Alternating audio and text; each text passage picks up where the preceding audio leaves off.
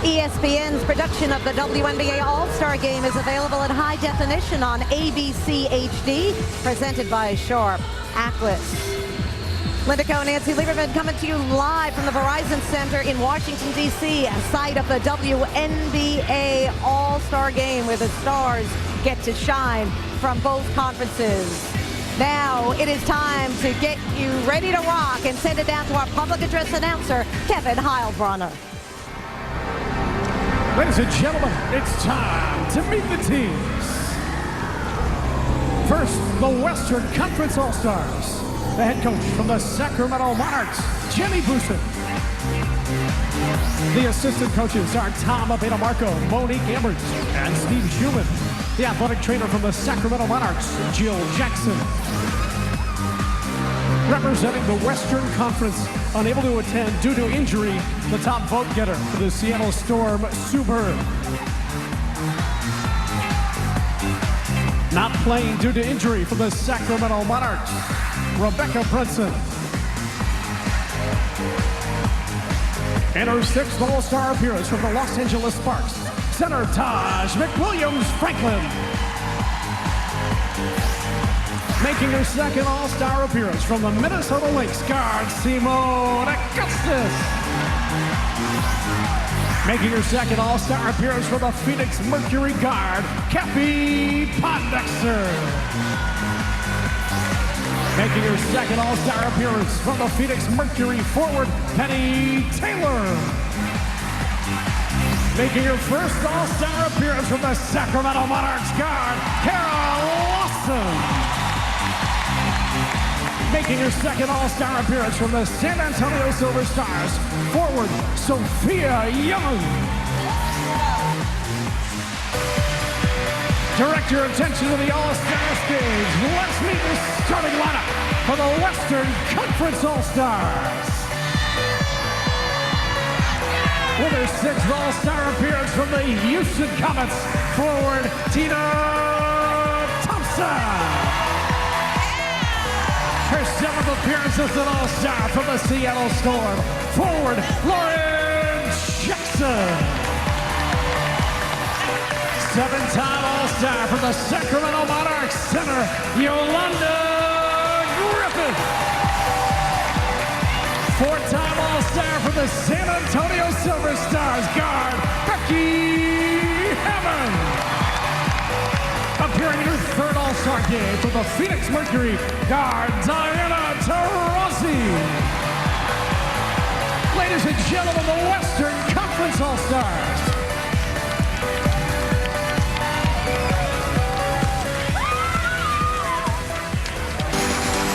Now let's meet our 2007 Eastern Conference All-Star team. The head coach for the East from the Detroit Shock, Bill Lambier. The assistant coaches are Rick Mahorn and Cheryl Reed. The athletic trainer from the Detroit Shock, Laura Remus. Representing the Eastern Conference, making her second All-Star Game appearance from the Chicago Sky, forward Candace Dupree. Making her second All-Star appearance from the Connecticut Sun, guard Katie Douglas.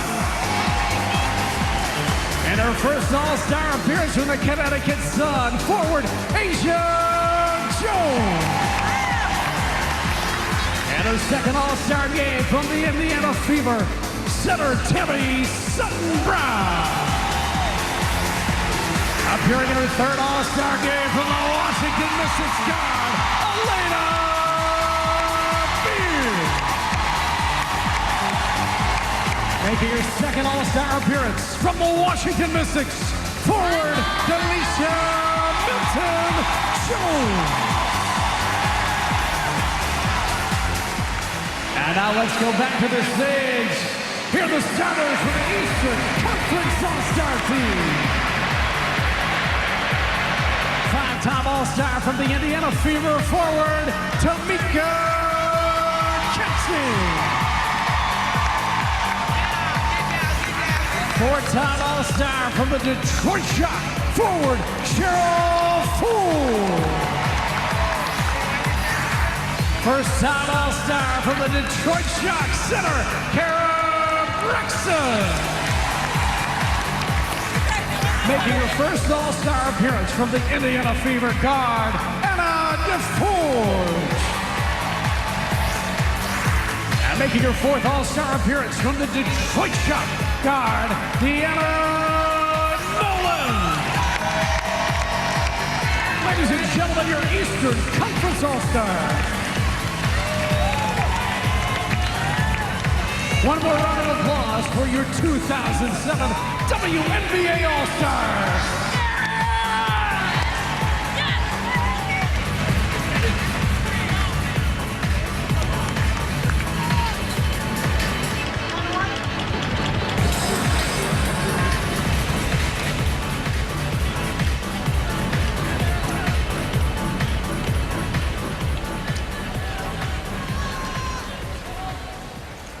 Ladies and gentlemen, please rise for the presentation of colors by the Joint Service Color Guard.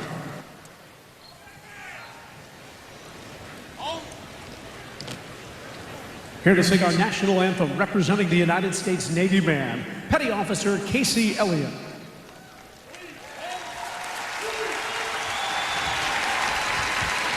Oh, say, can you see by the dawn's early light what so proudly we hailed at the twilight's last gleaming, whose broad stripes and bright stars through the perilous fight o'er the ramparts we watched were so gallantly streaming, and the rocket's red glare, the bombs bursting in air, gave proof through the night that our flag was still there.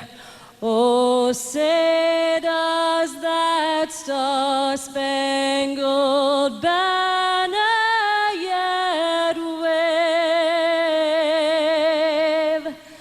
o'er the land of the free and the home of the brave? Ladies and gentlemen, Petty Officer Casey Elliott. Thanks to First Class Casey Elliott and the Color Guard, who are representing America, supports you. To find out how you can support our military men and women and their families, log on to americasupportsyou.mil. You're moments away. The playground is open and the kids are ready to play. Dave Pash and Doris Burke with a call coming up. We'll be back with the start of the WNBA All Star Game after this message and a word from your ABC station.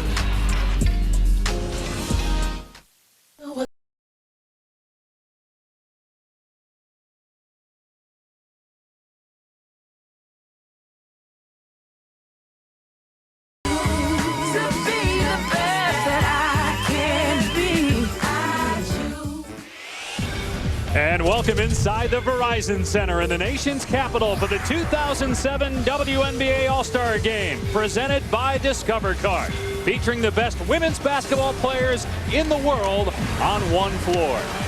Hi, everyone. Alongside Doris Burke, I'm Dave Pash. Doris, has always some great stories in the WNBA this season, but maybe the best story is San Antonio's Becky Hammon. In 8 years, she has transformed herself from bench-warming, undrafted rookie to a legitimate MVP candidate. More importantly, she has her San Antonio Silver Stars atop the brutal Western Conference. She will be wired for sound today. More on that coming up. But first of all, let's check in with public address announcer Kevin Heilbronner. Kevin. Ladies and gentlemen, please welcome from the Washington Mystics, Elena Beard and Delisha Milton-Jones.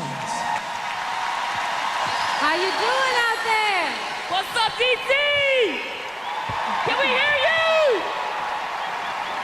We just want to come out here and just say to everyone that's in this building, thank you.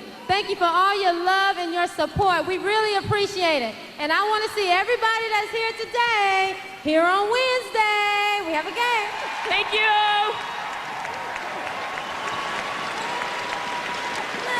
Well, we mentioned that Becky Hammond is mic'd up today. Also wired for sound in the East, Coach Bill Lambier, making his first appearance as a coach in the All-Star Game. Katie Douglas, the MVP from a year ago. Wired for sound, Tamika Catchings.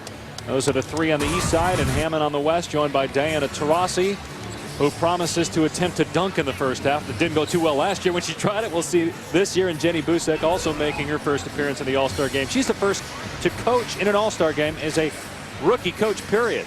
New head coach in Sacramento, taking over for John Wisden, who stayed on just to be the GM, and they're having another fine season out in California. What's the over-under that Diana gets 6 inches between her and the floor?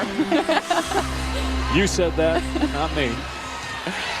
We'll see Taurasi Tuesday night as the WNBA regular season continues with the second half of the campaign of WNBA Tuesday on ESPN2. Phoenix and Seattle, part of a doubleheader, as Yolanda Griffith gets the first basket. Good to see Yo Griffith back in the All-Star Game. Her 7th appearance, 4th start. She ties Lisa Leslie for the most All-Star Game appearances with 7. This is the only time these women get to play with really no performance pressure on them. Heather. This is all about the fun until the 4th quarter.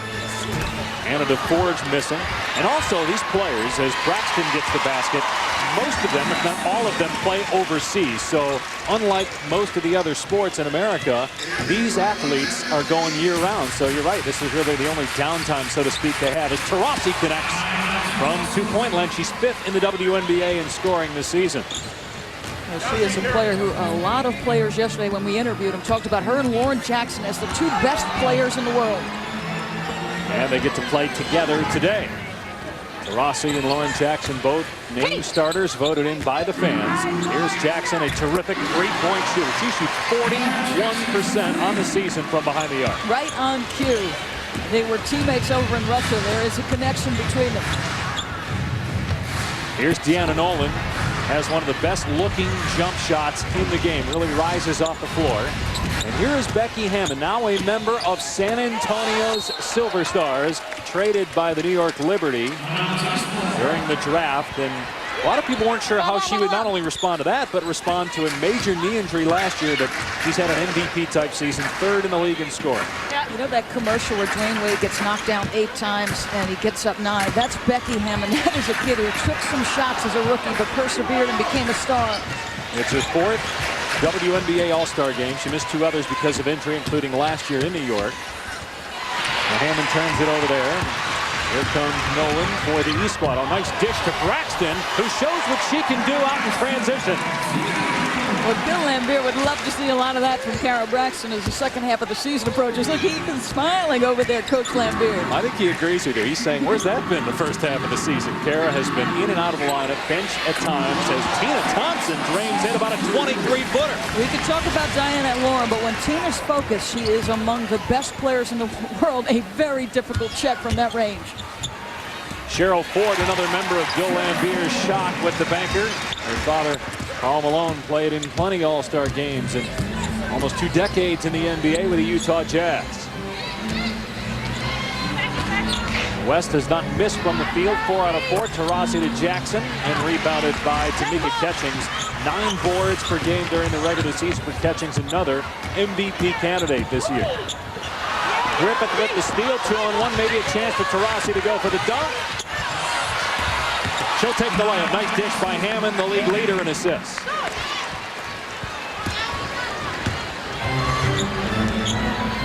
Catchings too strong. And how about the hustle by Braxton? Want to show the fans they didn't make a mistake in voting her in as a starter, her first All-Star Game appearance.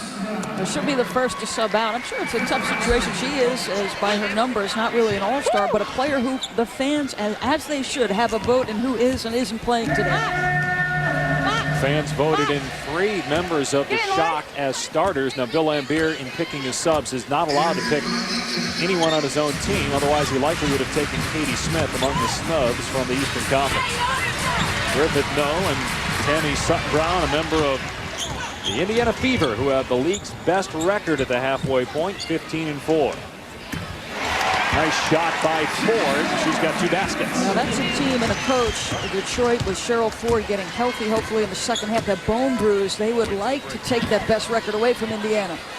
Taurasi for 3. She was on fire in the first round of the three-point shootout about an hour before the game. She was in great rhythm. Looks it there. Already has 7 in her second start in the WNBA All Star Game. West has not missed from three-point land. Thompson, Jackson, and Taurasi all with 3s. Jackson lost it that time. Nolan taking it strong to the goal. And there's a player who from the guard spot could dunk. You'd see great elevation from Nolan there. Only about 5 feet 8, but jump higher than some of the players on the floor that are over 6 feet tall as that shot goes over the basket. Well, Deanna Nolan, her collegiate coach, Andy Landers, when she was a freshman, said she can dunk it. Watch the elevation. She has got some serious hops.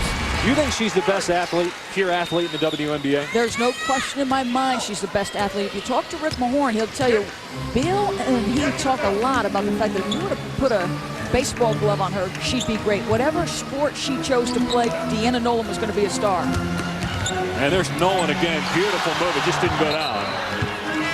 It will stay, though, with the East. Well, you talk about Rick Mahorn. He was Bill Laimbeer's right-hand man with the Detroit Pistons for many years. And now his right-hand man on the bench for the Detroit Shock. Deanna Nolan, an unselfish star, folks. This is a player who could score at will and chooses to distribute to all her teammates. Hammond to the bench with 4 assists, along with Thompson. Elena Beard of the hometown Washington Mystics is coming to the game for the East. And Ford is fouled, taking the pick. Jackson or Taurasi. They'll get Taurasi there. Hey, let's run it. Let's run it. Bring it up, Captain.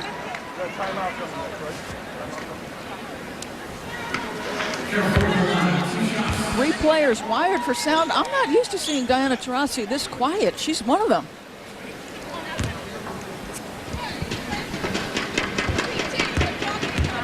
Huh? Yeah, I'm talking to Monsoon up right now. Crazy out here. All they did was make green balls with that. Cheryl Ford hit the first one. See the numbers on the season for Ford. Dee did not expect you to have a conversation with her by taking her headset off.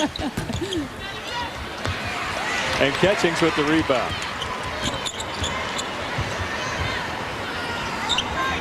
Now there's some talk about Ford perhaps not playing in this game, but she's off to a great start. Bill Laimbeer wanted to be very careful because he doesn't want to lose her for the second half of the season.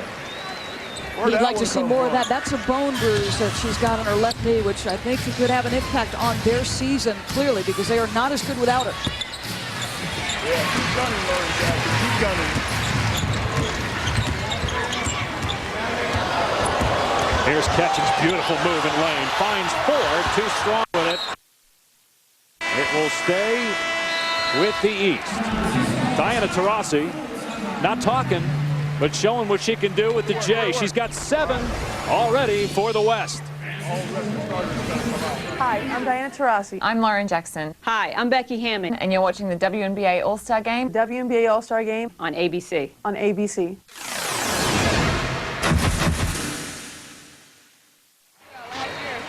The WNBA All Star Game presented by a Discover card from Washington, D.C. The West leading by 2. The leading vote getter in 2007 is Sue Bird, but because of injury, Bird unable to participate. Diana Taurasi and Tanika Catchings second and third, respectively. With more on the Bird situation, here's Heather. Guys, Sue had arthroscopic surgery on that left knee July 6th in Connecticut. She spent 5 days there rehabbing, then returned to Seattle where she's enduring 4-hour rehab sessions in an attempt to return for the second half of the season. As you saw, she grabbed a record number of All-Star votes, surpassing the previous record set by Houston's Cheryl Swoops in 03. Now, former UConn teammate Diana Taurasi called her this morning in Seattle, where she woke her up. Then the entire team called her today on the way to the arena to let her know that she's missed, and her plan is to return to the court next weekend when her team is on the road, either in New York or Connecticut. Incredibly, guys, just 2 weeks post-surgery. That would be amazing. She text messaged Matt Worst from the league office and said she's completely bored. They wish her the best with her rehab and hope to see her back in the uniform very soon. And you know that was on purpose that Taurasi called her that early this morning. She's on West Coast time as well. Sue, that's how we get a point. Here's Katie Douglas. It's funny, during the timeout when Bill Lambier was drawing up a play, both coaches drawing up plays for their teams, Bill Lambier kept referring to Katie Douglas as Deanna Nolan, who plays the same position on his own team, and he had to remember, oh wait, this is an all-star game. But there is a very serious tone to the first 6 minutes here. Both coaches in the huddle were diagramming plays, trying to set things up. Jenny Busick has done a terrific job in her first head coaching experience with the Sacramento Monarchs. Here's Simone Augustus. And Augustus having a fine season, second in the league in scoring, and thinks she might be the best offensive player in the league as McWilliams-Franklin knocks down a three. Her first season out west playing for Los Angeles after a fine career with Connecticut. Jackson blocks Beard, but a foul. The crowd has been terrific. Lori Keene was the three-point champion in a contest earlier today. They were absolutely nuts. And now Elena Beard right down the lane, very vocal in the introductions for their star. Sold out crowd here in Washington, D.C. Second time the All-Star game has been played here. Last time was in 2002 when Lisa Leslie was named MVP. But Leslie on maternity leave has yet to play in the WNBA this season. Some talk that maybe she'll return by the end of the year. Right now her team, Los Angeles, is 7-12 as Beard will get one more free throw. You see that left shoulder with that sleeve on it. It has plagued her. Quite frankly, it is amazing and a tribute to her toughness that she's an all-star. She's putting up 19 points per game in a shoulder that is absolutely causing her all kinds of duress. Third all-star game for Beard. Pondexter way off with that shot. Hey! Three! Come here, three! Beard trying to hit her Mystics teammate, Delisha Milton-Jones, but a turnover. And it wasn't inbounded properly, so. No violation here, though, today.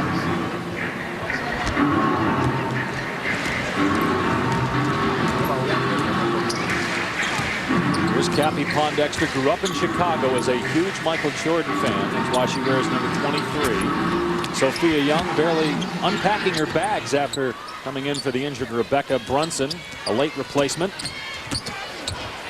Pondexter not shy here in Washington, D.C. What's that, 7 or 8 field goal attempts in 2 minutes? Yeah, just a special young player, though. How about that? Was a Chicago drive right there. That's the playgrounds of Chicago coming out. Second All-Star game for the former Rutgers Scarlet Knight. Here's Beard. Long rebound to McWilliams-Franklin. Numbers. Nice play by Beard. How about the defense? Milton-Jones for three. That gets the crowd involved. Mystic teammates. Elena Beard with those go-go gadget arms. She slapped Milton-Jones 5 and didn't even have to move from her spot on the floor. And a foul called as Sutton-Brown gets hacked. Make that Augustus fouled by Sutton-Brown.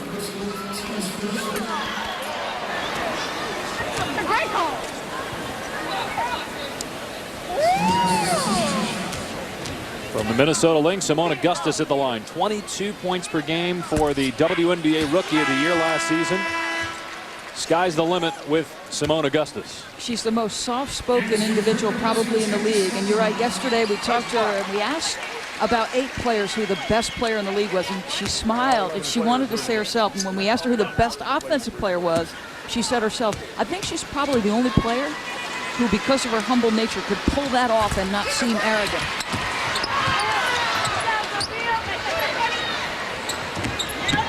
Pondexter down the lane, able to get past Elena Beard to the basket. The league is in good hands with Kathy Pondexter.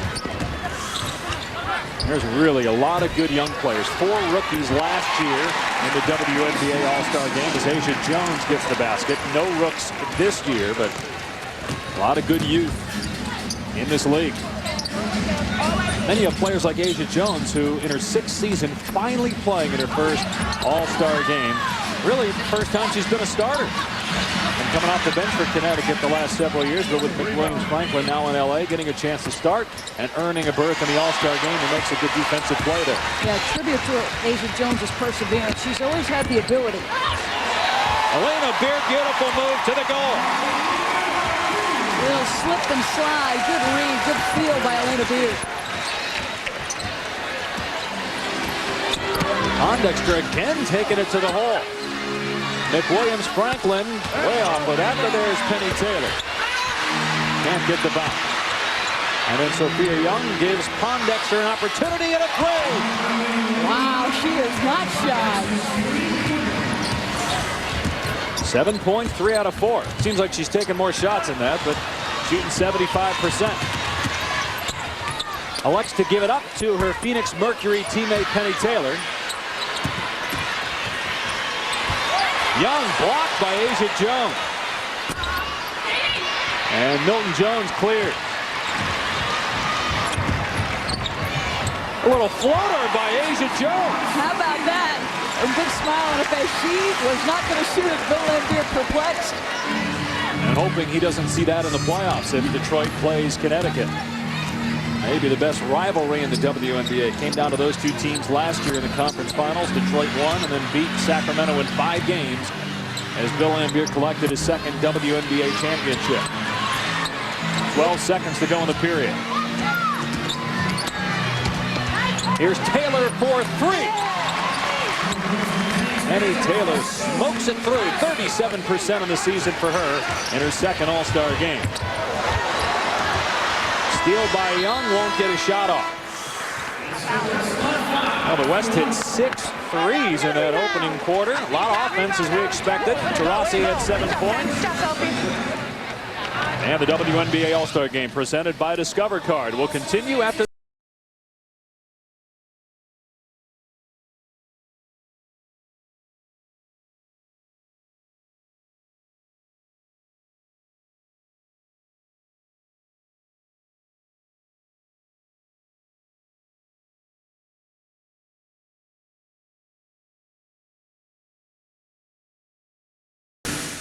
The West leads by 5 as we get ready to start quarter number 2 of the WNBA All-Star Game presented by Discover Card. And West head coach Jenny Busek joins us now. Jenny, this is your first year as a WNBA head coach, and you're coaching in the All-Star Game. Any butterflies, any nervousness coming into the game? Well, I don't really know what I'm doing, but I'm just trying to stay out of their way and let them show off a little bit. Jenny, Lane Kiffin from the Oakland Raiders is the youngest coach in professional sports. You're the second youngest. These are your contemporaries. What's it like for you to be surrounded by this talent and then try to coach them? Well, they're great to work with. I mean, these are great women in the WNBA, and so it's just an honor and a blessing to be a part of this type of situation. You're one of the best dressed. Who's responsible for the outfit over there? You look spectacular. Yes, my team designated Tisha Pinachero as my fashion consultant for this game, so she and her mom took me shopping. You look great. Thanks for joining us, Jenny. Thank you. Maybe you can get Tisha to work on Coach Lambier over there. Rick Mahorn was giving him some flack earlier in the week, but I think he stepped it up since Mahorn was razzing him during the week. He's under some pressure and he responds. 4-time All-Star and 14 years in the NBA. Busek has done an excellent job. One of 4 female head coaches in the WNBA, along with Ann Donovan, whom she worked for 3 years, coaching Lauren Jackson as an assistant. Pat Coyle in New York, Carleen Thompson in Houston.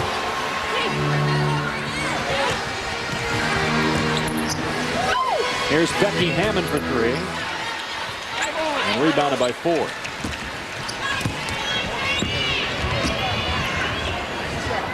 Katie Douglas, the MVP of the 2006 WNBA All-Star Game as a All-Star rookie last year in New York City. Yeah, what a special year for her. Was married in the offseason to an agent in Greece and also a finals in the Eastern Conference appearance, and then a first team for Katie Douglas. First time, first team WNBA last season. Out of Purdue, got hurt in the playoffs as her former teammate McWilliams-Franklin misses. And the fact that she was hurt, we'll never know what Connecticut might have done had she been healthy, as Catchings cannot complete the alley-oop.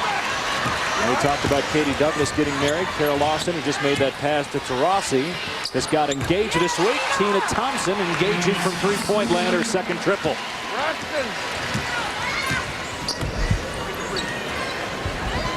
Douglas from about 3 feet behind the three-point line. How about that range? He doesn't want to see any of that in the second half. There will be 3 matchups with Connecticut and Detroit in the second half of the season. Nice move by McWilliams-Franklin. Count it, and a basket. Well, we mentioned the second half of the WNBA season starts Tuesday with a doubleheader. Minnesota at Connecticut. And Phoenix will take on Seattle. Coverage starts at 7:30. Then NBA TV on Friday. Houston and New York. And then a week from Tuesday, you talked about Detroit and Connecticut. We'll be at Mohegan Sun Arena for that game, followed by Los Angeles and Sacramento. Connecticut really starting to come around as a team. Ironically, they get it together on a 4-game West Coast road swing right before this break. Connecticut currently 9-11. Indiana has the best record at 15-4. San Antonio the best mark in the West at 12-6. DeForge playing in her first All-Star game, almost turned it over. McWilliams-Franklin with a nice play defensively.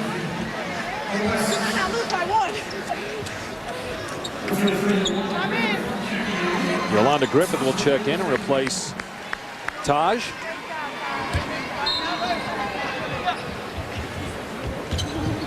Braxton catching from Catchings and can't hit the shot. And Becky Hammond out of there with it.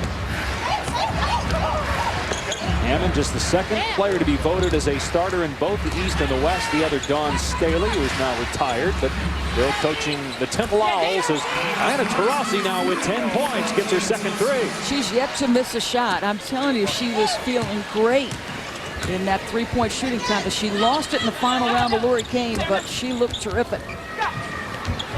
DeForge, Taurasi's former teammate in Phoenix, but now a member of the Indiana Fever with the missed shot. Nolan gets to the loose ball. Now back to Braxton, working on Thompson. And a foul is called. Now we were talking earlier about Katie Douglas. She's standing by right now with Rebecca Lobo. Katie, Detroit and Connecticut have one of the best rivalries in the WNBA. What's it like to be teammates with 3 players from Detroit and have them as your coaching staff? It's been a lot of fun to get to know them. Got to know them last year at the All Star Game, and to get to know them again and play with them. I'd rather play with them than play against them, I'll tell you that. Well, the past week, you got 3 wins to get Connecticut back into the 4th playoff spot right now. What do you need to do in the second half of the season to kind of turn things around? We needed to continue to have that sense of urgency, play with a lot of intangibles, play with a lot of passion, and play playoff basketball. Basically, we've dug ourselves a pretty big hole, and we're just trying to dig our ways out of it and get into the playoffs right now. All right, Katie, thank you. Dave? Okay, Rebecca, 6 points so far for Katie Douglas, who is in the top 5 in steals. Again, excellent defensive play. As good as there is in the league. Very worthy of that first team last year. Plays both ends. Taurasi, her first miss. That was 3/4 down and out. Nolan. And DeForge missing. How about the defense there by Becky Hammond on Deanna Nolan? Deanna Nolan, the most athletic player in the league, and I'm not going to say Becky's the least athletic, but she's not certainly in the top 10 or 15 of most athletic players, but perfect defensive position. No, in fact, when she was a rookie, defensively it was a liability to have her on the floor. She's learned angles. She's worked really hard to improve her foot speed. Thompson again from long range. That's the second time she has nailed that from about 25 feet. She's shooting from the Capitol building. She's so far away. Holy smokes. She's got 9 points, 3 of 3, all from behind the arc. Tina Thompson, who grew up in Los Angeles, went to USC, compares her game to James Worthy. And it's interesting, we talked to the players yesterday. Most everyone compared themselves to an NBA player from 10, 15 years ago. Nobody compared themselves to Bill Laimbeer, but they did compare themselves to James Worthy and Michael Jordan, Larry Bird. You didn't hear a lot of the current players other than LeBron James getting mentioned, and Tim Duncan got the most mentions among the current players in the league. Well, history for young people is recent history. They do not go back a long ways. Nolan rising. Unable to knock that down. Braxton really hustling today. And the foul is called. Bill Laimbeer's East Squad trailing by 10 in the 2007 WNBA All Star Game from Washington, D.C. Back in a moment.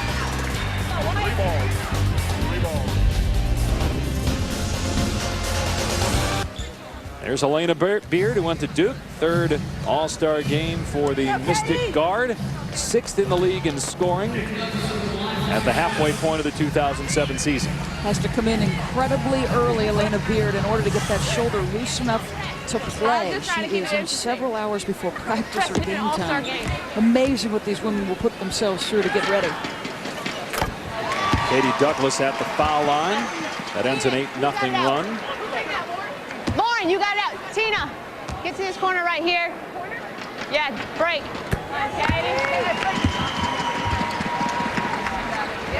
Now, how about this in an All-Star game? Full court pressure and zone pressure, not even fun man-to-man. And the West unable to break the pressure.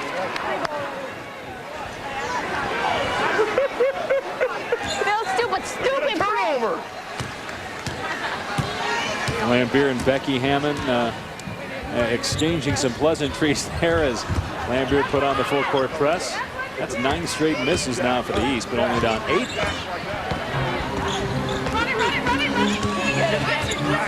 Becky Hammond, who grew up in South Dakota, went to Colorado State.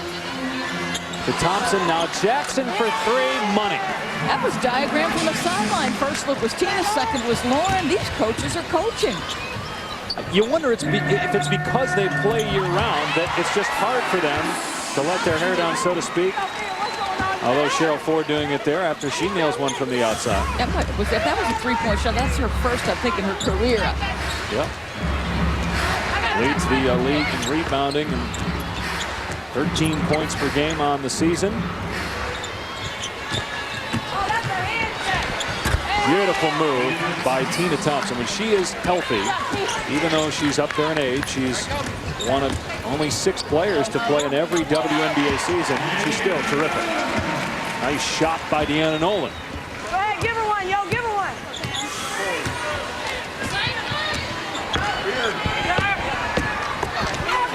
Nobody picks up Becky Hammond, and she gets to the goal and scores easily. She has made a living doing that off the dribble. At 18 points in her only other All-Star game she was able to play in back in 2005. Tamika Catchings knocking it down. What do you want, T? Come right here. That's the first basket for Catchings. Thompson, again, sweet move, and count it. She'll go to the line to try to convert the 3-point play. She's got 13 points, 10 in the quarter. Let's check in now with Heather Cox, who's standing by with Kara Lawson. Kara, everybody's so surprised at the intensity of this All-Star game. What's up with the East putting on a full court press? I don't know what Lambier is doing over there, but I guess trying to get us rattled. But we're doing a great job. Hit a lot of shots, hit a lot of 3-pointers, and we're just trying to let Tina and Lauren and all those guys go to work, and hopefully we can get the win. Very big week for you. First proposed to by your fiance, Damien, and then earning your first All-Star appearance. What left the most lasting impression? I'll probably say the engagement. Yeah. But I'm excited to be here in my hometown where I grew up, be able to share this with my family and friends, and Damien's here with me as well. So it's definitely a week I'll never forget. And a great week of festivities here in Washington, D.C. Yesterday, Condoleezza Rice, the Secretary of State, spoke with you guys. What did you learn from her? Well, I think you can learn a lot from a woman that has such a drive to pursue excellence in everything that she does. She's an impressive lady, and it was an honor for all of us to get to spend some time with her. And an honor to be here as well. Thanks, Kara. Enjoy the game. Folks, you can use many adjectives to describe Kara Lawson. Intelligent, talented. Giddy would not be one of them, but you can see from that interview that engagement has got her beaming. She is absolutely smiling from ear to ear. Damian Barling proposed at a Kenny Chesney concert, a particular song. He waited, and he said, I had to do a great job on the diamond strictly because I knew it would be on TV eventually. She turned and looked. She said, what's he doing down there? He was on one knee proposing. I'll tell you, we would have a major duel of the sideline reporters here, with Kara Lawson also working for ESPN, along with Rebecca and Heather working today, and my broadcast partner Doris Burke also does some sideline with Dan Shulman and Dick Vitale in college basketball. Elena Beard, nice dish by Douglas. Look at Catchings go on the glass and putting it home. That is a relentless competitor right there. As fun a player as there is to watch in the league, she works so hard. Penny Taylor too strong with a 3-point attempt. Catchings is short. Her father Harvey played with the Milwaukee Bucks, actually played with her current coach with the Indiana Fever, Brian Winter. Pondexter hanging, and then ripped away from Augustus by Elena Beard. And blocked by Sophia Young.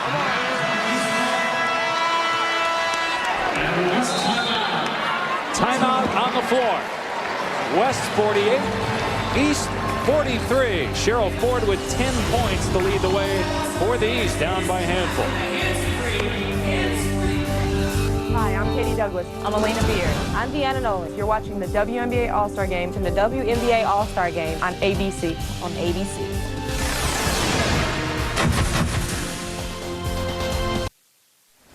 Hi, Linda Cohn, Hall of Famer Nancy Lieberman. We're coming up in the AOL halftime show. But first, Nancy, why the West is winning? They're tremendous. They've had 10 threes this half, 30 points, only 9 in last year's game, Linda. Pretty impressive. Also coming up in the AOL halftime report, a live performance by Maya. Plus, you'll find out the class of 2008 Hall of Fame inductees. Now let's send it back down to Dave Pash in Dorisburg.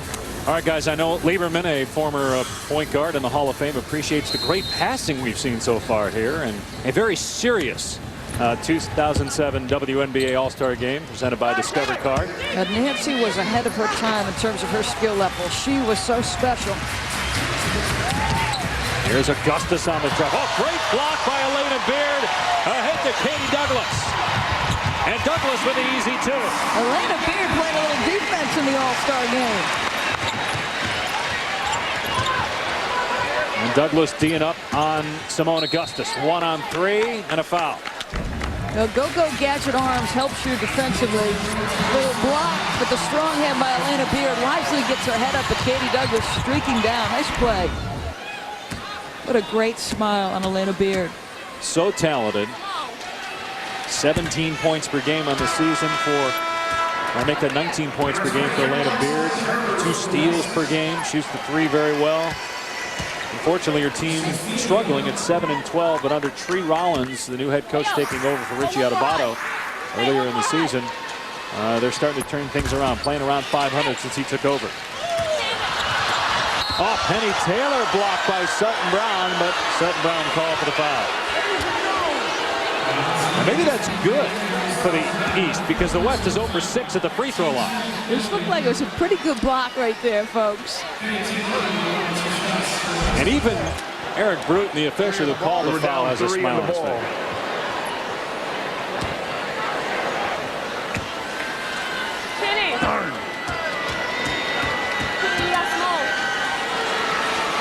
Penny Taylor leads the WNBA in scoring this month.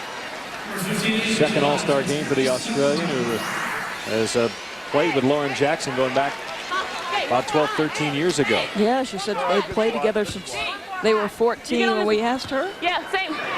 Yeah. When we asked her who she modeled her game after, she said, well, I admired Michael Jordan, but I was nowhere near as athletic. Who is? Candace Dupree with a rebound. Beard going coast to coast, no. And again, Beard hustling, poking it away from Lauren Jackson, but it will go to the West. Oh, she's a gunner, man. She's a gunner. Bill Lambert talking about Elena Beard calling her a gunner, but this is an all-star game. That's what you're supposed to do. Turnover by the West, a little bit sloppy. Let's see if he has a word or two. She's walking by. No, he's got his head down. He may be a gunner, but she makes it.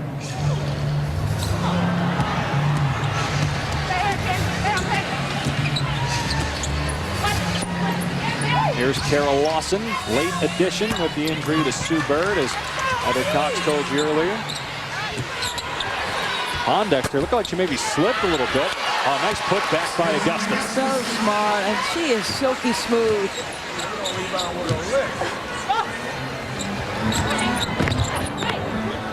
Talking to the players yesterday, it was almost a consensus, as Asia Jones hits, that Lauren Jackson is the best player, although Tina Thompson, really the true veteran of all the players in this All-Star game, said, maybe put Simone Augustus in that mix as well for best player in the league. What do you think? I think that Lauren Jackson is the best player in the league. I think Diana Taurasi is second. I think as efficient offensive players go, All-Star game, Lauren. Be okay.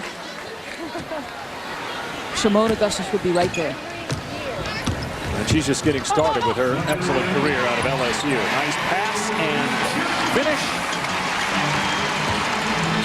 1 minute to go in the second quarter. Pondexter to Augustus. Nicely done. Great job getting in the lane. And Simone, she just plays at her pace. Simone Augustus will never have heart trouble. She's just too laid back. And on the season, Simone Augustus shooting 50% from the floor. Yeah. That's pretty good for someone who takes as many shots as she does and plays a position that she does. And is guarded by the best defensive player on a nightly basis.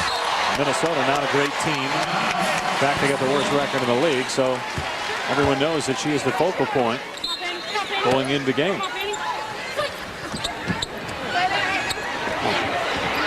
Jackson on Beard, total mismatch, but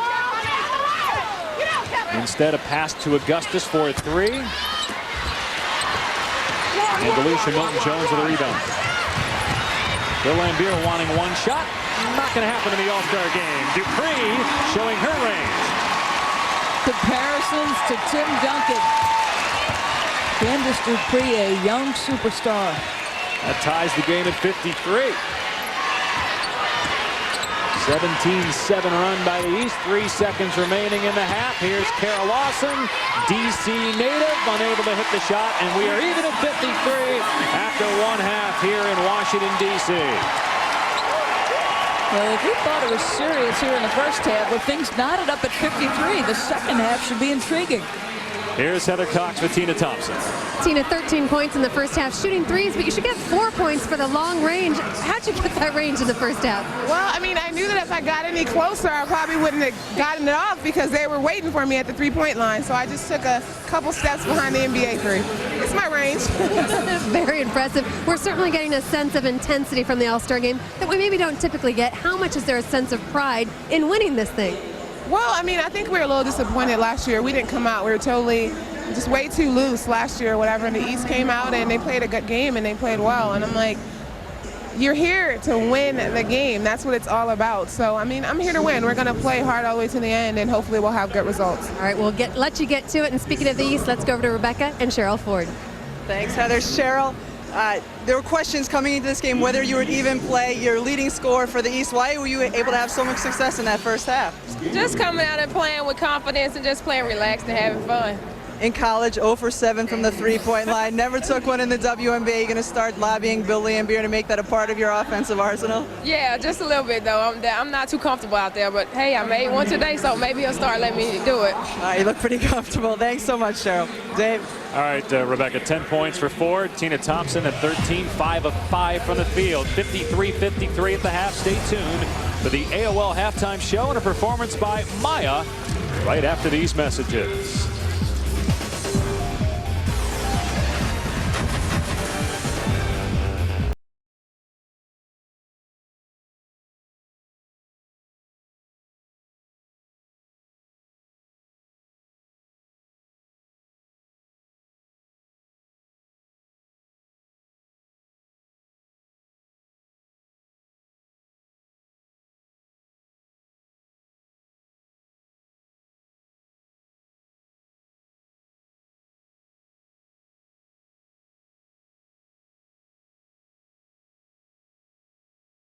WNBA All Star Game presented by Discover Card. Dave Pash, Doris Burke, 53-53. We're tied as we get ready for the third quarter.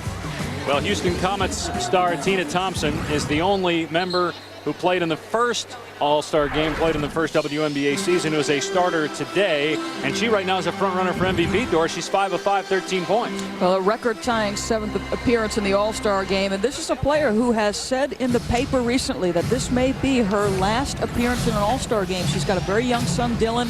She will continue to play overseas where the money is significantly better. But she's at the top of her game. She could play another 10 years. Well, that might be stretching. Another 5 years easily. Hit a couple of bombs in the first half as we look at our stat track brought to you by Toyota. Both teams with 21 made shots in the first half. Both teams shot it well from 3, but the West miserable at the foul line.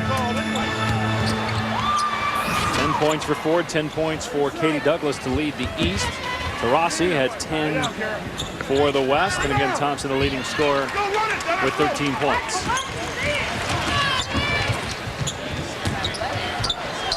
Here's Kara Braxton. Not going to drop that time, and cleared by McWilliams-Franklin.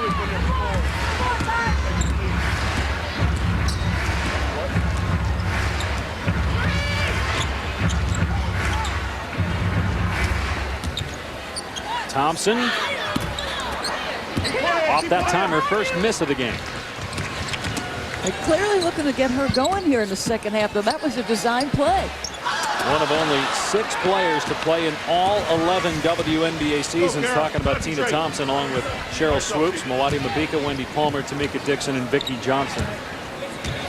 Lisa Leslie would join that group should she come back after maternity leave to play in the WNBA this season. Rossi with a brick, and here comes Tamika Catchings.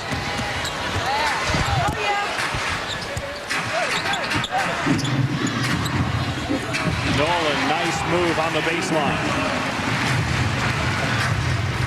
And that's the first lead today for the East squad, the host team here in Washington, D.C.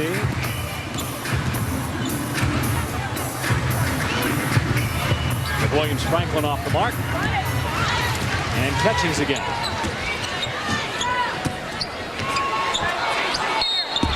And Catchings fouled. She'll shoot 2. Now this is a player, folks, if you wanted to teach somebody how to play the game properly, you'd ask him to watch Tamika Catchings. Relentless every time she's on the floor. And not just her offense. She's one of the best defensive players in the game, if not the best. Yeah, 2-time Defensive Player of the Year, and somebody who has overcome some tough things in life. Was born and has a hearing deficit, and until she went to the University of Tennessee, never really addressed it, and has since gone on to become a spokesman for that community and has been a light. Tamika Catchings is as good a person as you'll find in this league, as well as good a person, the player.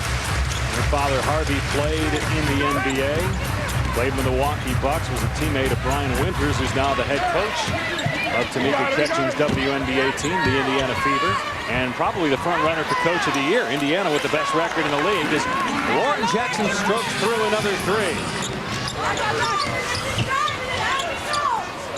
Cheryl Ford hit a 3 in the first half. Can it be 2 in a row? No.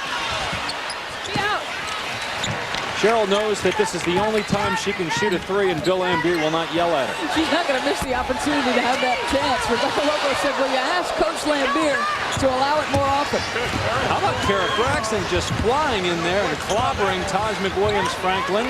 Thompson, too strong, but gets her own miss. And we'll try again. Now she's gone cold. 3 misses in a row after 5 straight makes in the first half. Nolan spotting up. Not there. Well, after lighting it up in the first half, especially from 3 by the West, 10 for 21, they have cooled off a bit here. Kara, keep working. Becky Hammond, too strong, rebounded by Kara Braxton. How about the job Dan Hughes has done? We're talking about Coach of the Year candidates. In San Antonio, Becky Hammond in her first year there after coming over in the trade. They have Sophia Young, but Erin Busher, one of their top players, a knee injury, will not play the rest of the season. Yeah, that's a big miss. Erin is an energy player, fills a lot of roles for that team. But you're right. I mean, Dan Hughes has done a spectacular job. San Antonio has been a perennial cellar dweller, but he has consistently, by adding pieces of the puzzle, gotten them to the top of the West. San Antonio 12-6. They have the best record in the Western Conference. Wow, look at Taj McWilliams-Franklin. 1 on 3. All members of the Detroit Shock. And you know that can't please the head coach of the East, also the coach of the Detroit Shock, Bill Lambier. She goes ahead and flexes that muscle afterward, the wily veteran. Braxton, no. Kept alive by Catching. Beautiful shot by Tamika Catching.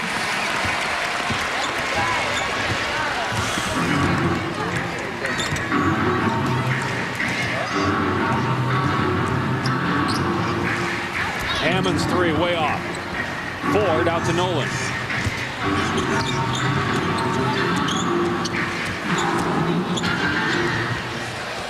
Nolan can't score over Lauren Jackson, but Ford with the offensive rebound. And Catchings again with the check. So smooth, such a difficult check. And that's Cheryl Ford, hey, just doing what she does. Offensive rebound in the basketball. Last touch by the East squad. Substitutions, Pondexter, Augustus in. Get the forward. Hurry up. Hurry up. Well, Taj gets absolutely crushed by Kara Braxton. Down the opposite end, she was surrounded by three bodies. But look at the wily veteran. I don't care how many people I've got around me. Easy deuce. Taj in her first year with Los Angeles. Spent most of her career on the East Coast with the Connecticut Sun and wanted to be closer to her daughter who's attending college out west. Yeah, Taj is a player who has gone through some things as a mom. Bill Lambier, head coach of the East, will join us when we return to Washington, D.C. in the 2007 WNBA All Star Game.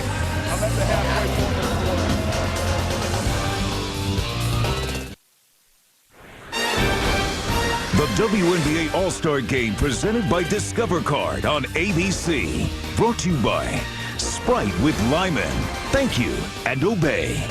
AOL, the official online media partner of the WNBA. Kohler, inspired creations for the home, the bold look of Kohler. And Discover Card, official credit card of the WNBA. Get your favorite team card today. Back in our nation's capital, the East leading the West by 5, 63-58 midway through the third quarter. Bill Lambier, head coach of the Eastern All-Star team, wired for sound today. Hey, we're getting every rebound, right? And we're not turning it over. East on three. 1, 2, 3. East on. To get a technical foul in this game if I don't get any calls. Come on, Clark. We just talked about that call, didn't we? Let's go run it down our throats. Keep working. Keep working. Keep working. Good one. Nope. And Coach Lambier joins us now. We know your competitive nature, Coach. So how much of today is about winning? How much of it is about fun for you? Well, you know, it's a lot of fun leading up to the game, but once the game starts, I'm always one that just wants to win. I'd hate to lose, so we're giving it our best shot. Bill, you're the defending WNBA champion, yet Indiana has the best record in the league. As the second half is right around the corner, what are you most looking forward to? I think more competitive focus by our ball club, better rebounding than we've shown so far. And I think if we rebound the basketball and run it, we're going to be okay. All right, Coach, thank you. Thank you. It's Bill Lambier, coach of the East, his first All-Star game for as a player in the NBA, 1983, 84, 85, and 87. Won 2 championships as a player with the Pistons and 2 as the coach of the shot. Here comes perhaps his best player, Deanna Nolan. Spins that shot out, rebounded by Taurasi. He's got so many good players. Swin Cash also could have been an All-Star as Katie Smith. And Augustus with the basket on the other end.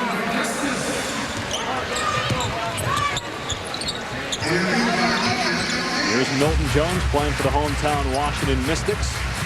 Former member of the LA Sparks, was a key cog in their championship run with Michael Cooper as head coach, who now is back at the helm in Los Angeles, but they're really struggling this year without Lisa Leslie, just 7-12, and no Shamiqua Holtzclaw either decided to retire earlier in the season. Hammond can't get the roll. There's a competitive vibe from both teams. Tina Thompson told Heather Cox before, hey, we want to win. We were embarrassed last year.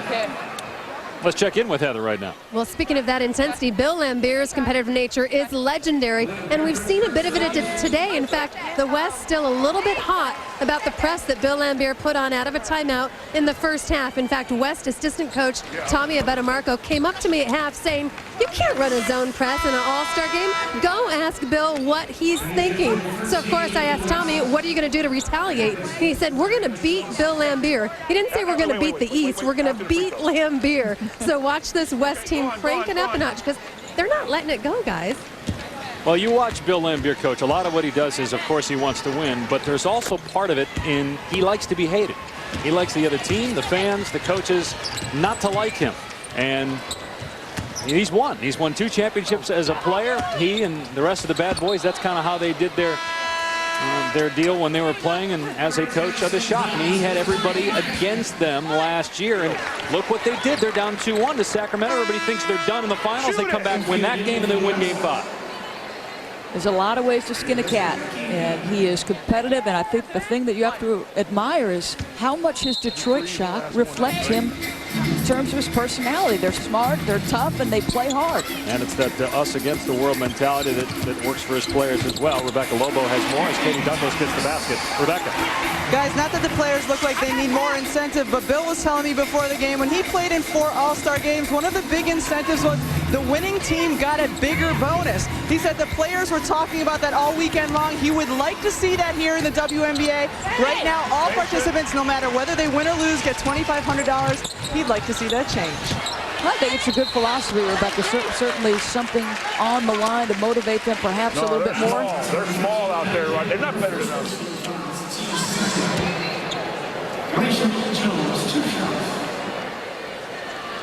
Milton-Jones fouled by Penny Taylor, so she'll shoot 2. There has been some sentiment, and Mike Tebow, the head coach of the Connecticut Sun, has spoken to this publicly in the papers, talking about, okay, you know, you have Braxton and the Fords get voted on as All-Stars by the fans.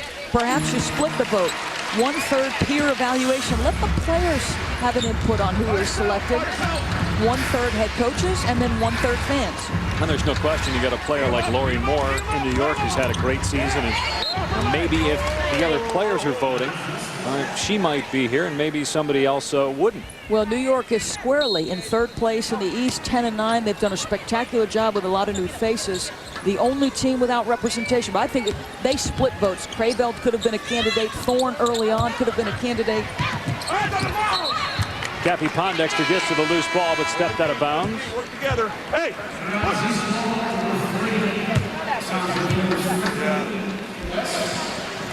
Let's go ahead and play basketball.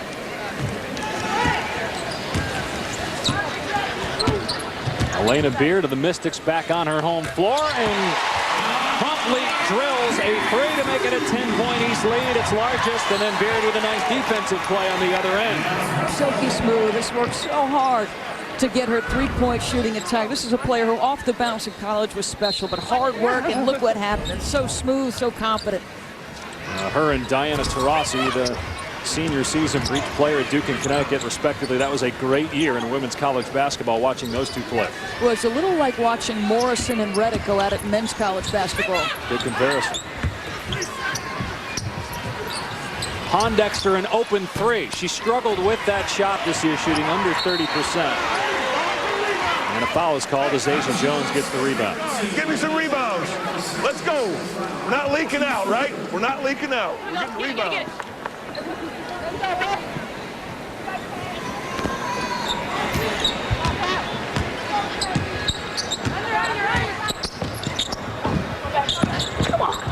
And McWilliams-Franklin knocks it away from Beard. Ahead to Pondexter. Back to Taj. Can't finish, though.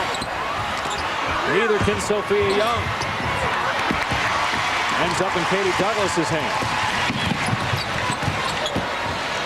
Douglas for 2. Milton-Jones with a rebound. Beard for 3.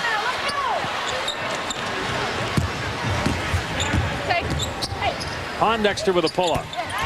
That's a 2. Foot was on the line. She's got a WNBA tattoo. One of many of the new generation who have this league to dream about. Pondexter growing up in Chicago. Attended Rutgers. And in her second season with the Phoenix Mercury, here she is again in transition. This time it's a 3. She shouldn't be able to shoot like that from the Windy City. Usually off the dribble drive. Looked up to Michael Jordan as a youngster, and that's why she wears 23. Growing up in the Windy City, there's Asia Jones again. Great to see Asia Jones in the All-Star game. Nice to see her getting recognition for how good a player she's been mostly in her career coming off the bench. Oh, as talented a basketball player, just has so many weapons in her arsenal. And she pretty much told us as much yesterday, Doris, that she was just glad that the fans and the coaches and her rival coach, Bill Laimbeer, giving her the recognition and the reward of playing in an All-Star game. Nice move by Milton-Jones down the lane. Bill Lambier selecting Asia Jones as a reserve. Well, this is where the West is winning the game. They're just getting out, rebounding the basketball, and running. And Asia Jones pass into the backcourt. Well, the most prestigious golf championship in the world returns to ABC. Defending champ Tiger Woods, Phil Mickelson, Ernie Els charge into Scotland to battle Carnoustie. It's the Open Championship on ABC. Third round coverage begins Saturday at 9 a.m. Eastern Time. Well, Mickelson appears to have that wrist in order. He's in first place in the tournament this weekend. I'd love to see he and Tiger in the final round on Sunday at Carnoustie. That would be terrific. Gotta love breakfast at Carnoustie. 6 a.m. Pacific time, 9 a.m. on the East Coast. 15 seconds remaining in the third quarter. The East has opened up a 9-point lead.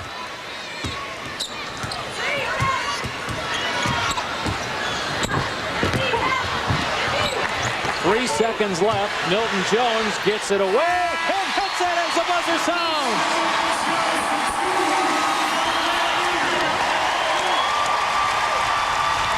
Be nasty with a delicious move to end the third period. Under duress of the shot clock. Little step back, pull up jump shot, nothing but net. In front of the hometown fans. Here in Washington, D.C., Delisha Milton-Jones knocks down the jump shot, and the East has an 11-point lead as we go to the fourth. Welcome back to the WNBA All Star Game, presented by Discover Card. The East leading the West by 11 as we get ready for the fourth quarter here in Washington, D.C. at the Verizon Center, home of Elena Beard and the Washington Mystics.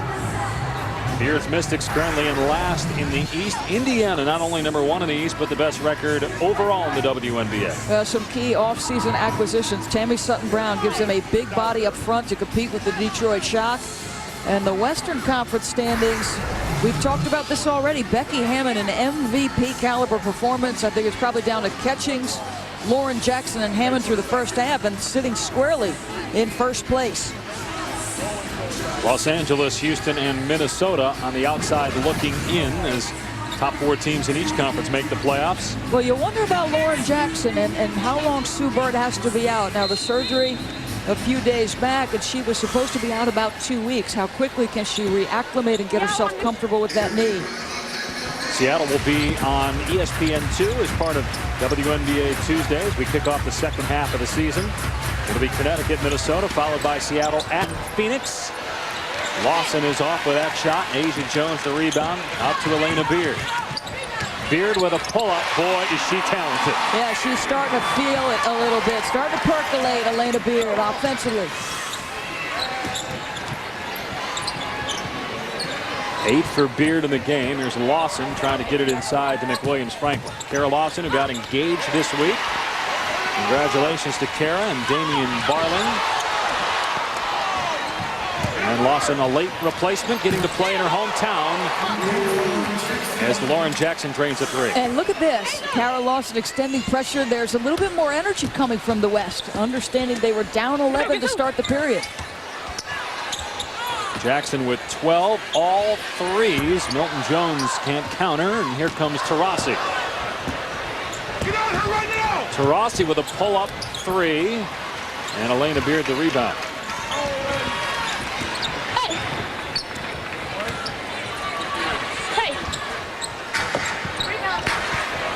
Beard too strong, and an easy rebound for Lauren Jackson.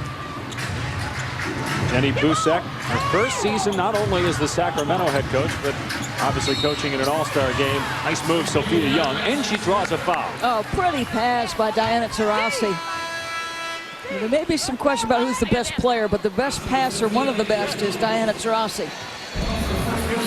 She is in transition, and you have to respect her ability to score, so she draws the dish. Pretty stuff.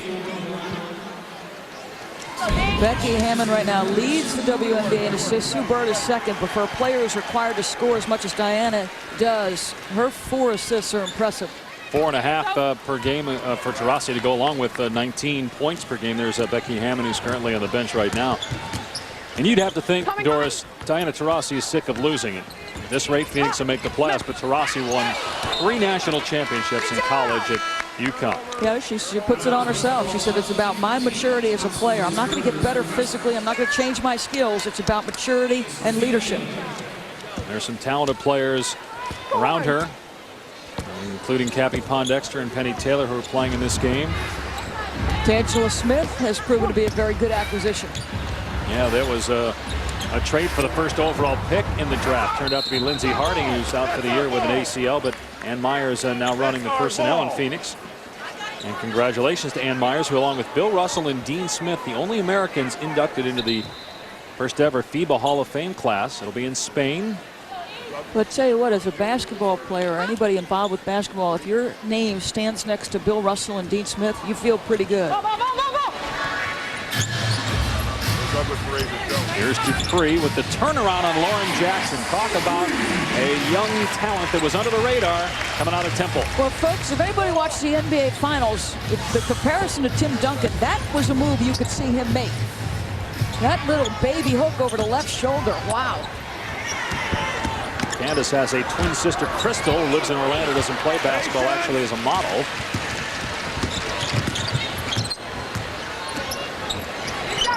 If they go back to Dupree, instead Catchings working on Tina Thompson. Nolan rising for 3. She's pretty. Her jump shot is so pretty. Tweety, they call her, because she's got such hops. He tied the single game record in All-Star Game history with 20 points. Tina Thompson and Lisa Leslie also have 20 in one game. Jackson missing. Nolan out of there with it. And Cheryl Ford with the basket, and she's fouled by Taurasi.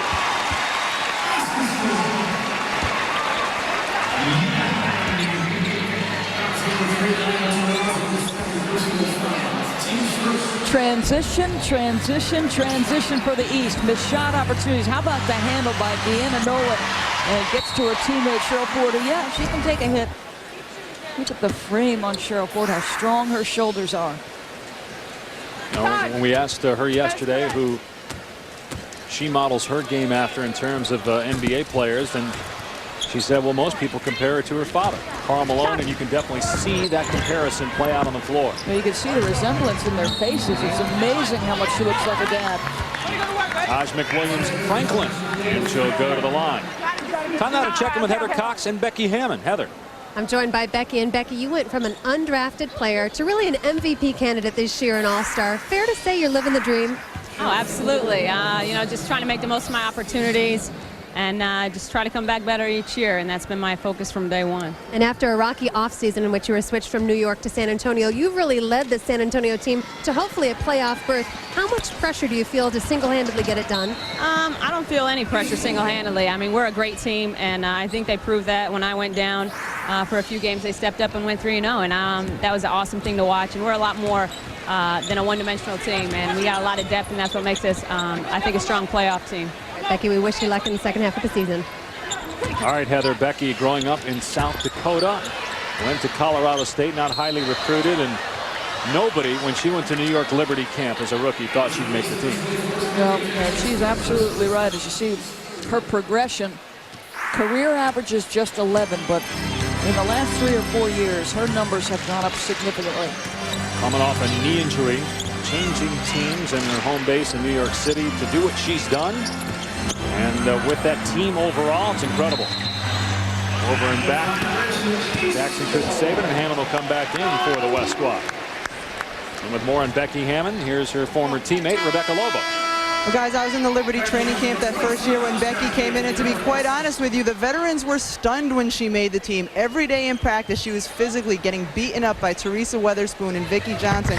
But you have to give a lot of credit to Richie Adebayo and Carol Blazejowski for having the foresight to see that she could be, at some point, a fantastic player in this league now, MVP-type player. Well, she had great veterans. Those two players, Vicki Johnson and Teresa Weatherspoon, consummate professionals during their time, and they're best friends, so there's no ill will. Tina Thompson for 3. There's Spoon. 16 points for Tina Thompson, first field goal of the second half. One thing Becky Hammond has always had is that three-point shot. As Taj gets down the floor, and McWilliams-Franklin with an easy 2. Well, I'll beg to differ with you. Say there's two things she's always had. She's had that three-point shot. The other thing is an enormous heart. Yep. Make him shoot Jays, man. Great work ethic.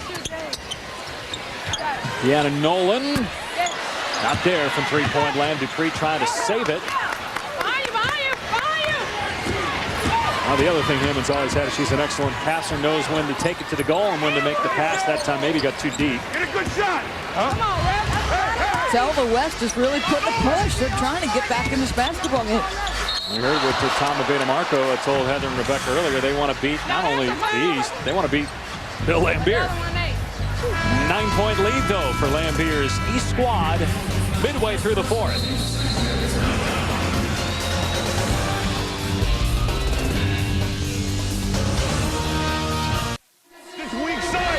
Back in Washington, D.C., midway through the fourth quarter.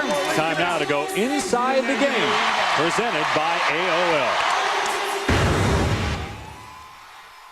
I got bigs across the board. We should get every rebound, right? That's the key to the game right now, is getting all the rebounds. There you go, there you go. Yeah, wow, there you go, good rebound. Hey, Douglas, you're a big guard. Give me some rebounds. Let's go. We're not leaking out, right? We're not leaking out. We're getting rebounds. The always entertaining Bill Lambier, his team leading by 9. Time now to check in with Rebecca Lobo, standing by with a special guest. Rebecca. Dave, I'm here with President Donna Orner. Donna, earlier today, the WNBA reached an agreement with ABC and ESPN to televise games until the 2016 season. What's the significance of this agreement? I'll tell you what, tremendous validation for the great partnership ESPN and the WNBA has had for the last 11 years. But I think it's a great vote in the future of women's sports, the WNBA in particular. We have unbelievable talent moving forward, and it's going to be great television continuing on ESPN for our fans. Now that the TV deal is done, what is the next top priority for the league? We're going to build on our momentum. Our attendance is up this year. Our web traffic is up. The talent is just getting deeper and stronger and better, and we're going to look to expand and continue to build this tremendous momentum of business space that we have. Onto that question, what is the idea now of where you might expand in 2008? You know, what we've talked about is there's several markets that have been talking to us. We're down the road in discussions, and we will have to just wait and see in terms of how quickly we can close some of those markets. This is the 8th WNBA All Star Game. All but one have been played on the East Coast. When are you going to send it back to the West Coast? I will tell you, we are under discussion right now, heavily considering going west, so stay tuned and we'll let you know. All right, thanks so much, Donna. Go get west, young Dave. Sounds good. Well, Donna was talking about the deal being extended with ESPN and the entertainment we get to see with the live mics and players and coaches mic. Many of our broadcasts really make it entertaining for the fans to watch, along with the talent these players bring to the table. Now, ESPN, if you're a women's basketball fan, I don't care the level you're talking about, this is the place to be. Here's Catchings, 13 points, 9 assists, 6 rebounds. Might be the leading candidate for MVP so far in this game, as well as the league. Her team in first place, the Indiana Fever. Ford is shoved, and she'll go to the line for 2. It sure is. Are you surprised the amount of minutes that Cheryl Ford is playing based on that left knee problem and her importance to the Detroit Shock in the second half? I am a bit surprised, but she clearly must be feeling good. And he looks perfectly relaxed and comfortable, not nervous about it. She's played about 22 minutes. 14 points, 10 rebounds. No surprise, another double-double for Cheryl Ford. Coming up Tuesday, second half of the WNBA season on WNBA Tuesday. Connecticut hosts Minnesota, followed by Seattle at Phoenix. Doris and I will go west for that. Houston and New York, Friday, NBA TV. And then next Tuesday, July 24th, Detroit and Connecticut, great rivalry renewed. And then Los Angeles, Sacramento, another terrific rivalry will be renewed on ESPN2, part of WNBA Tuesday on the 24th. And that's the other beauty about being able to watch the WNBA on ESPN for the next 8 seasons as these rivalries continue to develop. You've got Detroit and Connecticut as probably the chief rivalry in this league. And the interesting is Indiana has the best record right now to see how things play out towards the end of the season. Give Michael Cooper a little bit of time in LA, because I'm sure he relishes an opportunity to get back to a finals and perhaps face his nemesis from the NBA, Bill Lambier, again. Now, Lisa Leslie on maternity leave could return this year, but if not, certainly next year. Yeah, let's go. If she feels like she wants to continue playing. Come on.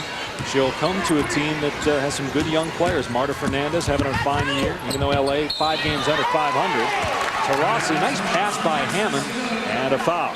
Now, Becky Hammond does this as well as anyone in the league. Just keeps her dribble alive along the baseline and just looks for teammates. Multiple bodies around her between 2 defenders. What a great angle of this. This is pretty pictures. Thanks to our cameramen and everyone in the truck. That was a pretty shot. And Taurasi completes the 3-point play.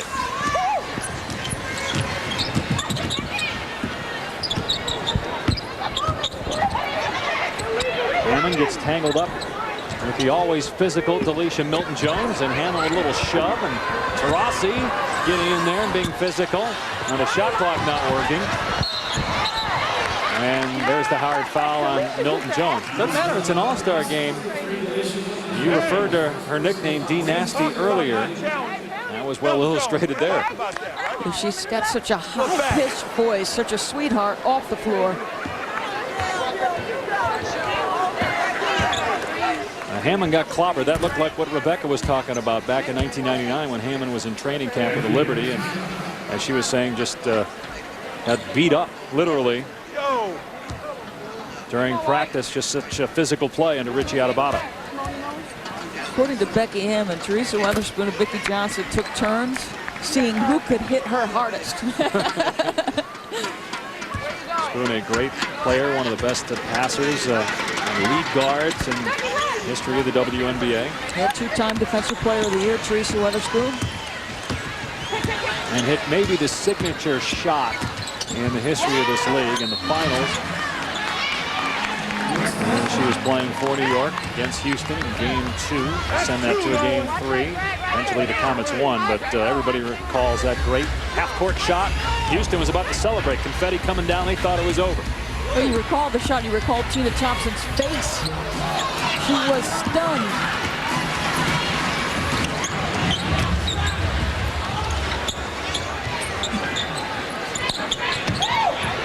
Ford trying to fight through the double team. Finds Katie Douglas. 4-3. As smooth shooter as there is in the WNBA. Yeah, she's another candidate to repeat as MVP of this game. She's got 14 points. She's done it very efficiently. Taurasi can't answer on the other end.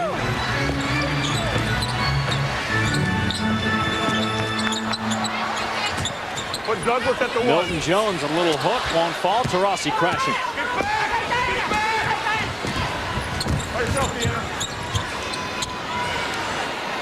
Jackson, no.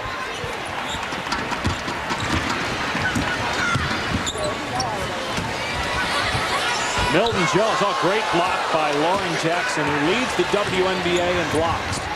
Augustus behind the legs, great catch, and Jackson with the finish. Great pass and great ability to sustain contact. Really didn't have control of the basketball. Lauren Jackson been playing basketball since she was 4 years old. Both her parents played on the Australian national team. Lauren wears number 15 in honor of her mom, who wore that number when she played for the Aussie national team. Another long-range J by Katie Douglas, and she's got 18 points. 4 of 5 from 3. I'll tell you what, she's creeping up on that MVP award. Those are 2 big buckets. Wouldn't that be an accomplishment? 2 career All-Star games and 2 MVP awards if it were to happen.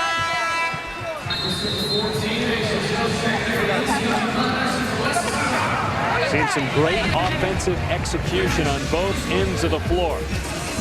Great pass by Augustus. Tremendous catch by Jackson and finish. And then Katie Douglas smooth as silk from behind the arc on the other end.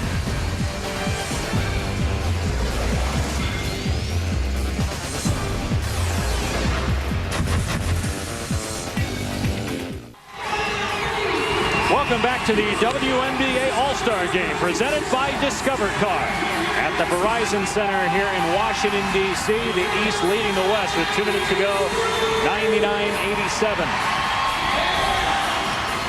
Leading scorer for the East is Katie Douglas with 18 points, seeking perhaps her second straight MVP. There's Michelle D. Johnson, Director of Public Affairs, Brigadier General in the Office of the Secretary of the Air Force at the Pentagon. And also in attendance, Michael W. Wynn, Secretary of the Air Force. Thanks go out to all of our military personnel, regardless of your feeling about the war. Obviously, a hot button issue as we come into an election year, but there are servicemen all over this country who give up time, and Taj McWilliams-Franklin knows that well. Her husband, Reggie, spent 8 years in the service, including active duty in Iraq. She's got 2 girls, one who is a freshman in college, another one a little bit younger, but those are the people that service weighs upon.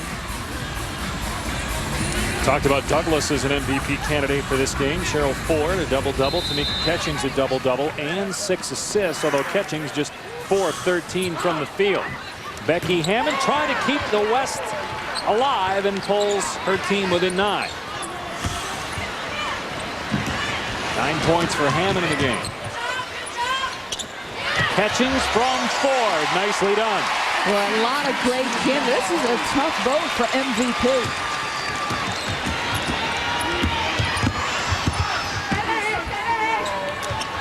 Tina Thompson, a candidate after a 5 of 5 first half, but just 1 of 6 in the second half. Augustus, what a great mid-range jump shot she had. And then beautiful steal.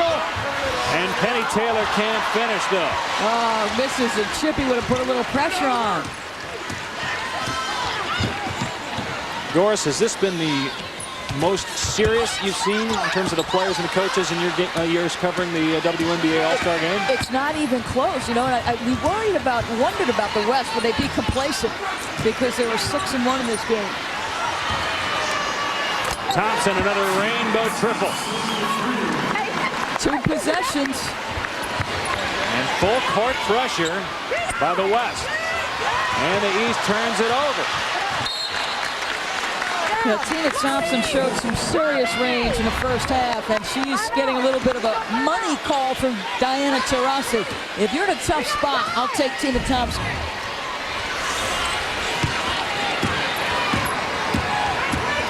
Seventh All-Star game for Thompson. Another 3 for the West. Becky Hammond makes it a 1-possession game.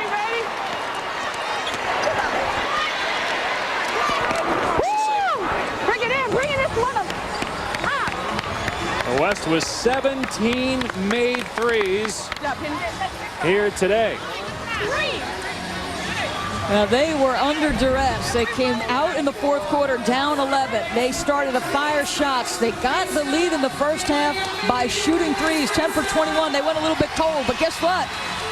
Yes, ma'am, they're enjoying it over there. Now, we talked at the start of the telecast and at halftime about Becky Hammond and what she has meant to the San Antonio Silver Stars. She's the type of player that anybody who watches this game can root for because of what she has overcome. One of the shortest players in the league in her position, and she's become one of the best. Under-recruited coming out of high school, undrafted coming into the WNBA, hung on by a thread, according to Rebecca Lobo in the New York Liberty camp back in 1999. From that to an MVP candidate and a multiple-time All-Star. That is quite an accomplishment. If it's behind you, you should be on a sprint line. You want her to keep it and then the post player go and get her? Instead of passing it back to the post player, Cheryl. Yeah. Hey, no, we still got it. We got to make turnovers happen. So we got to rotate. Hey, win on 3. We got to. Hey, we got 1 win. Yep, you got to start again. For right now. Tremendous camaraderie, and always in these All-Star games, especially now with a minute to go, and it's a 1-possession game. Check out WNBA.com for wall-to-wall All-Star Game coverage, behind-the-scenes access and videos, and an exciting online auction of autographs and memorabilia benefiting the WNBA Cares community partners. It's all at WNBA.com.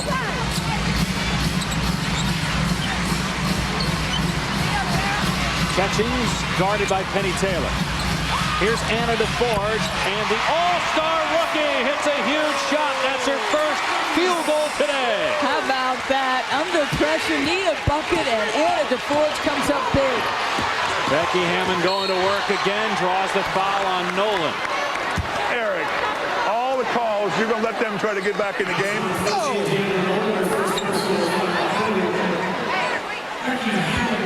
How many we got, Jiggy? So Hammond will go to the line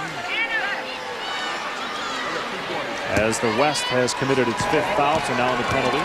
In ideal circumstance for the West. Becky Hammond is 4th in the league, 93% free throws. And Jenny's stunned. She missed it. I said 15th on the West meant the East. See the numbers for Hammond today. Never misses 2 in a row. 2-possession game, 33 seconds left. And full court pressure by the West. They got to get it up, otherwise they're going to have an 8-second backcourt violation. A steal by Pondexter, 3 from Hammond, no good. Rebound by Thompson. They're down 4, they need 2 scores. 15 seconds left. Thompson trying to create some space. Off the mark, Ford with a rebound, and that might do it. And the East hangs on. What a finish here in D.C.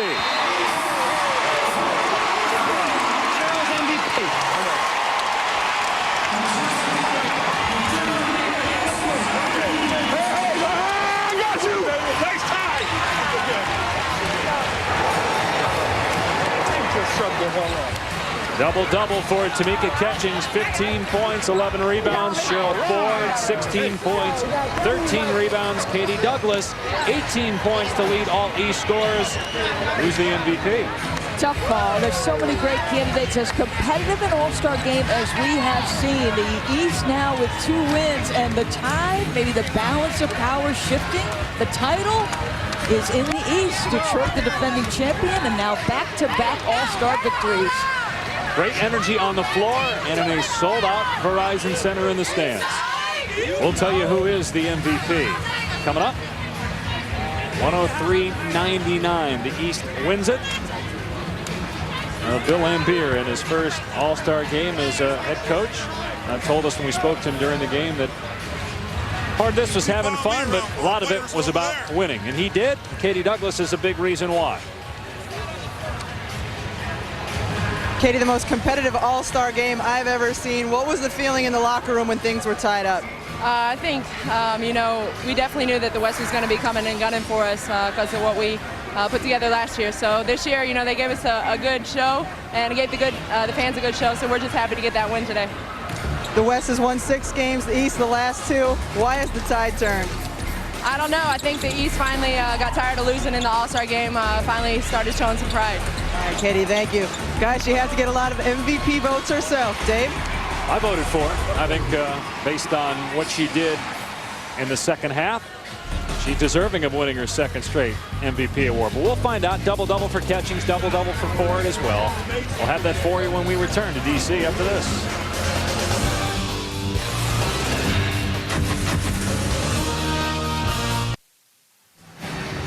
The East makes it 2 straight wins in the WNBA All-Star Game. What a finish, but the East hang on to win 103-99. Back with Hall of Famer Nancy Lieberman, I'm Linda Cohn. We'll get Nancy's comments on this exciting game in just a few moments. The only mystery, who's going to win MVP?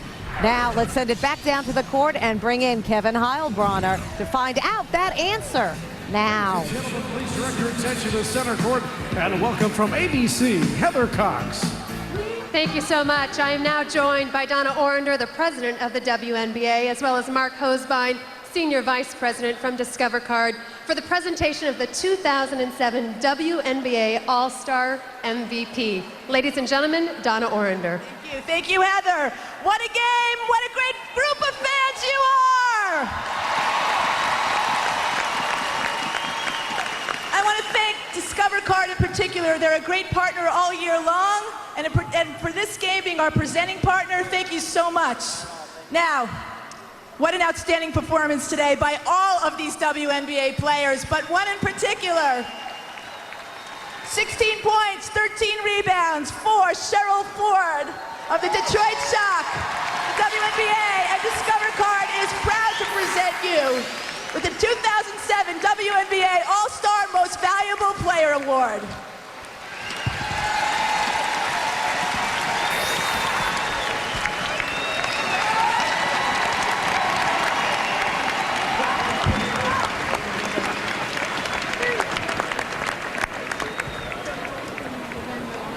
How about that? Was an awesome game, folks. And Cheryl, awesome performance. We just want to say we are so glad to be part of the team of the WNBA, but congratulations. As part of what you're going to get today is a personalized Discover gift card, but the honor alone of standing next to you is tremendous for our company. Thank you so much for playing your heart out today. Congratulations. Thank you.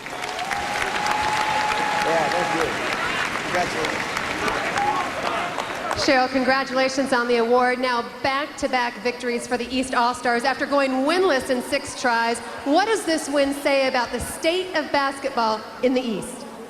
Just that we come out and we play hard and we love to win. So we all came out and we said today we wanted to win, and we did. And the Detroit Shock certainly made a statement with 3 players on the squad, as well as Bill Lambier and your coaching staff. What kind of momentum does this win create for the Detroit Shock as you guys try to capture back-to-back titles?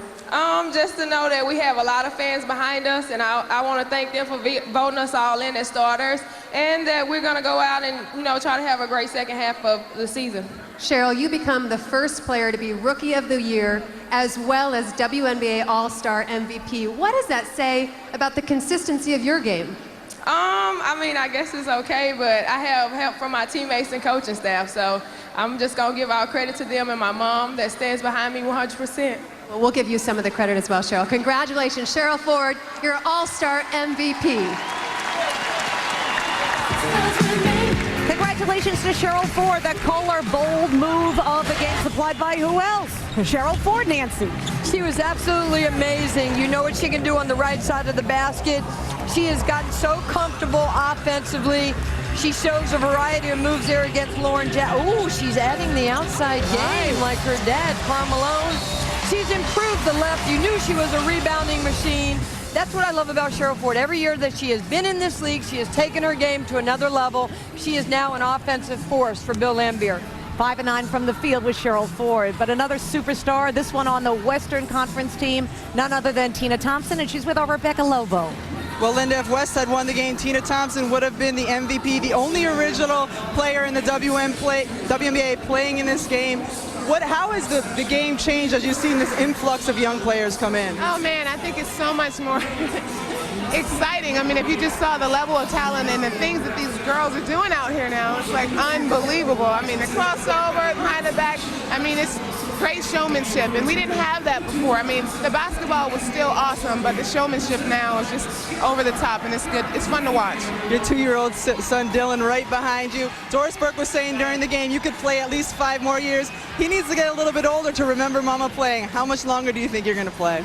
You know, it's kind of up in the air right now. I'm a little tired, you know, and the season has been really tough thus far, but I had fun today, you know, so that makes me feel good about the future, but I'm not even thinking about it right now. I mean, my team we're starting to kind of get things together going into the second half of the season, so that's my focus right now, and I'll make a decision at the end of the season, but we'll see. It's hopeful.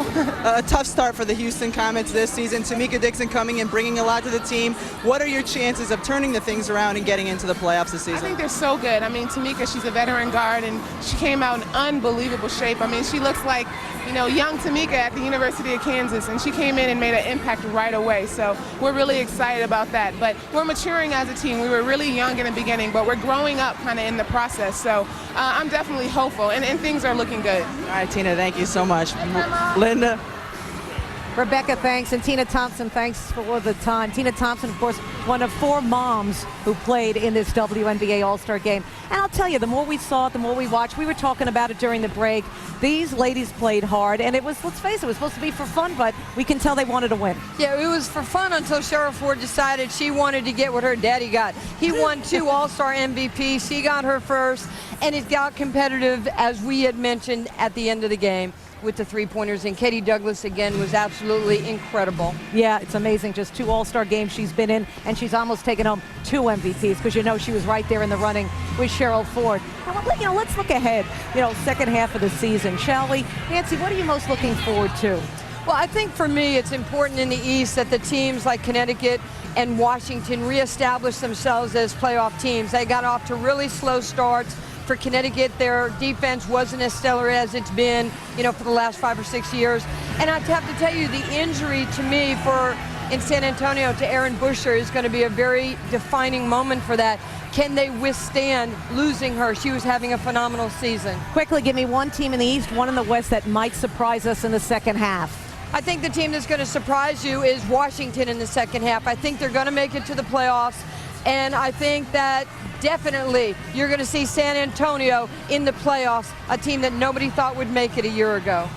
All right, great job, partner. For Hall of Famer Nancy Lieberman, I'm Linda Cohn. We're so glad you joined us. The final score once again, the East winning their second straight WNBA All Star Game, beating the West by the score of 103-99. For everybody, I'm Linda Cohn. Don't forget the ESPYs tonight, 9 Eastern on ESPN. You can check that out as well. But again, from everybody, our entire crew, this has been a presentation of ESPN, the worldwide leader in sports. Thanks for joining us from the Verizon Center here in the nation's capital, Washington, D.C. I'm Linda Cohn. Have a great night. This has been a special presentation of ESPN on ABC.